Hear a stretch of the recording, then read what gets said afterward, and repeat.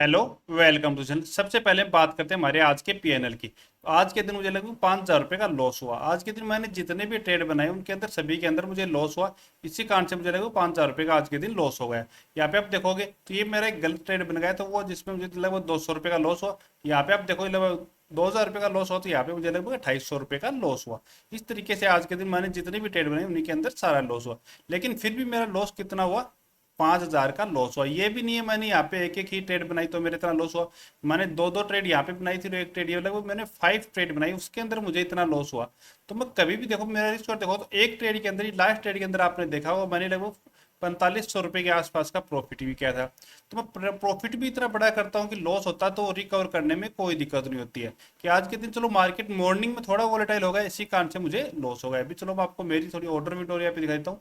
तो यहाँ पे मैंने ट्रेड को स्टार्ट किया कंप्लीट। यहाँ पे आप देखोगे 1:38 के ऊपर मैंने बंद कर दिया। उसके बाद में मैंने कोई भी ट्रेड का प्लान नहीं किया कि चलो मेरा हमेशा का फिक्स रहता कि मैं 5,000 रुपये से ज़्यादा का लॉस कभी भी नहीं लूंगा। इस तरीके से मैंने आज इसी कारण से बंद कर दिया।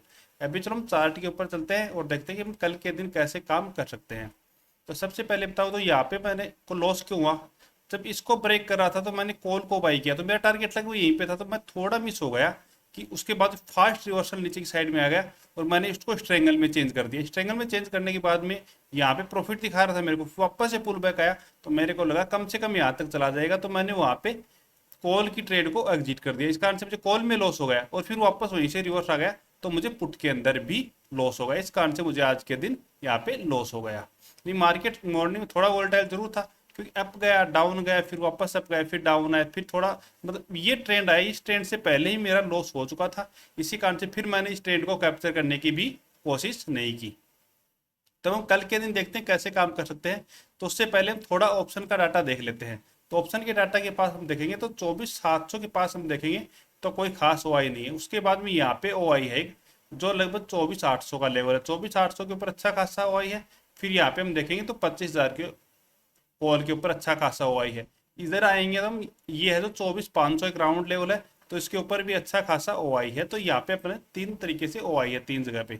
दूसरा हम पीसीआर की वैल्यू भी देख लेते हैं कि पीसीआर हमें क्या बता रहा है।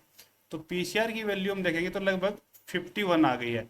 तो 51 पीसीआर की वैल्यू आ गई है, तो यहाँ से मार्केट में एक अप साइड में मूवमेंट आ सकता है। तो हमें अप साइड में मूवमेंट कहाँ देखना है और डाउन साइड में हमें कहाँ देखना है, चलो हम चार्ट के ऊपर चलते हैं और डिस्कशन हमारा करते हैं। तो सबसे पहले अगर मार्केट फ्लैट ओपन होता है तो नीचे की साइड में निकलना स्टार्ट होता है, हम पुट की ही ट्राई करेंगे क्योंकि मार्केट के अंदर ट्रेंड नेगेटिव है।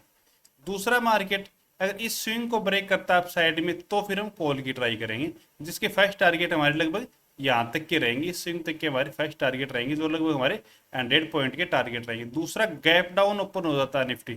गैप डाउन अगर ओपन होगा तो फिर हम वहाँ पे अप साइड के लिए ट्रेड लेंगे, क्योंकि कॉल सेलर को बहुत अच्छा खासा प्रॉफिट वहां पे मिलेगा। अगर अच्छा खासा प्रॉफिट मिलेगा तो वहां पे प्रॉफिट बुकिंग आ सकती है, तो मार्केट में शार्पली रिवर्सल हमें अप साइड में देखने को मिल सकता है। इसलिए हमें देखना है पुट की साइड में। दूसरा, 24,500 के आसपास ओपन होता तो हमारे लिए बिल्कुल बड़ा सपोर्ट रहेगा। तो उस एरिया को अगर दिन में भी जाके भी टेस्ट करेगा तो भी हमें अप साइड के लिए ट्रेड का ही प्लान करना। 24,500 का हमारा बड़ा सपोर्ट है। अगर गैप अप इस एरिया में ओपन हो जाता है 24,800 के आसपास, 24,800 के आसपास अगर गैप ओपन हो जाता है मार्केट, तो यहाँ से वापस से रिवर्सल आने के पूरे पूरे चांसेस रहेंगे। क्यों रहेंगे? क्योंकि ये एरिया से सेलिंग आई थी। दूसरा, इसका ओआई भी हम देखेंगे, 24,800 का ओआई भी सबसे ज्यादा है। इस कारण से यहाँ से वापस से सेलिंग आ सकती है। इसलिए इस एरिया पे अगर हमें मिलेगा तो 30 to 40 पॉइंट का एक ऐसा लगा के हम यहाँ पे पुट की पोजीशन को बाई करेंगे या फिर कॉल की पोजीशन को सेल करके रख सकते हैं। दूसरा, हम सेलिंग के हिसाब से देखिए तो हमें ट्रेड कैसे कर सकते हैं। तो सेलिंग के हिसाब से अगर मार्केट इस एरिया में हमें कहीं भी मिलता है 24,750 के आसपास, तो फिर हमें जो ये डे लो है इससे नीचे की कॉल पुट को सेल करके रखना है और इससे ऊपर की कॉल को सेल करके रखना है। इसमें रेंज के अंदर रह सकता है।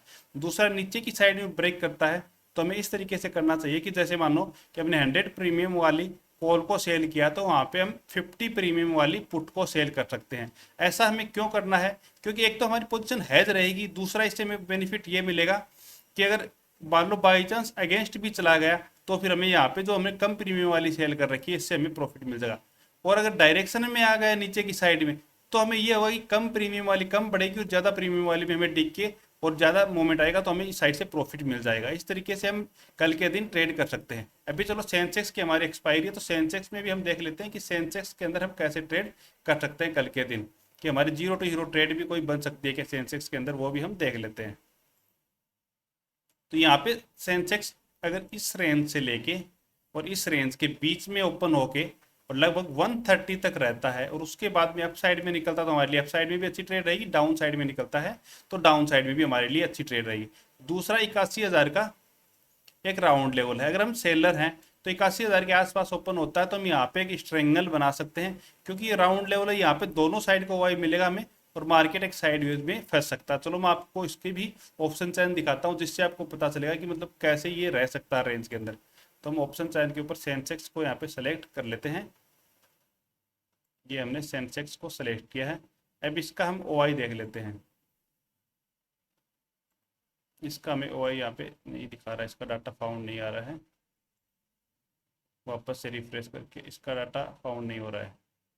इसका भी पीसीआर वैल्यू देख लें तो पीसीआर वैल्यू लगभग 51 के आसपास है, तो इसके अंदर भी हम पीसीआर के हिसाब से थोड़ा पॉजिटिव साइड में देख सकते हैं, लेकिन इसका हमारे को ओआई ये नहीं दिखा रहा है यहाँ पे। चलो हम ऑप्शन चैन पे देख लेते, तो ऑप्शन चैन का डाटा भी यहाँ पे हमें नहीं दिखा रहा है। तो चलो हम चार्ट पे ही देखते हैं, ये साइट का कुछ इश्यू हो सकता है। तो चार्ट के हिसाब से अगर यहाँ पे ओपन होगा तो हमें कन्फर्मली ट्रेड इसी तरीके से करना है कि 81,000 के आसपास है, तो लगभग 81,500 के ऊपर की हमें कॉल को सेल करके रखना है, नीचे की साइड में हम 80,500 की पुट को हम सेल करके रख सकते हैं। इस तरीके से हम ट्रेड का प्लान सेंसेक्स के अंदर कर सकते हैं। जीरो टू हीरो ट्रेड अगर रेंज के अंदर रहने के बाद में ब्रेक करता है 130 के बाद में, तो हमें प्लान करना है। अगर आपको वीडियो पसंद आई तो चैनल को सब्सक्राइब कीजिए। Okay, thank you.